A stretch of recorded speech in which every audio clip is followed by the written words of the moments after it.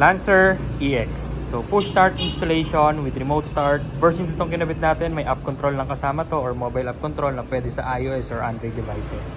So key fob, makakasip din kayo 2 piraso. Tapos pwede na rin kayo mag remote start. Chime naglagay din tayo. Trunk release naglagay din tayo. So ito yung chime natin. Parinig ko sa inyo.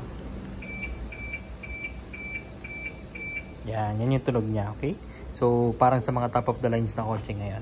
So remote start na natin. Press 3 times lang sa lock button. 1, 2, then 3, start niya. Okay.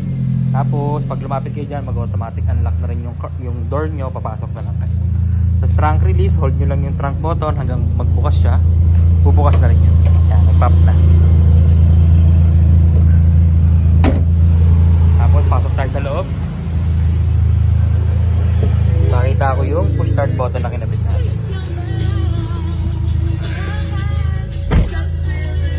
Natin yung sounds. Tayo mga copyright. Android head unit available din sa shop natin. Okay?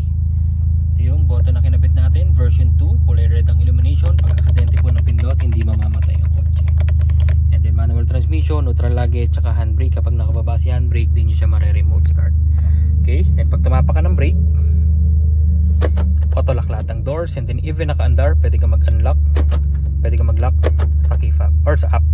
Okay, yung app natin, ang kagandahan nun, if ever mawala tong key fob nyo, malobat during the travel, may backup kayo, which is free yun ngayong bare months natin. Okay, so sulit na sulit guys, and medyo paubos na yung stocks ko this year, unahan na lang po, no? Tapos yun, pag gusto mong patayin, pwede sa application or dito na lang, apakan yung brake, isang pindot, patay na yan. And then automatic unlock din lahat ng doors, bababa na lang kayo dyan, and then kapag lumayo kayo, automatic lock naman yung kotse nyo. Then yan yung itsura ng button natin kapag nakapatay, kulay black. Without stepping sa brake, unang pindot, accessories. Pangalawa, on.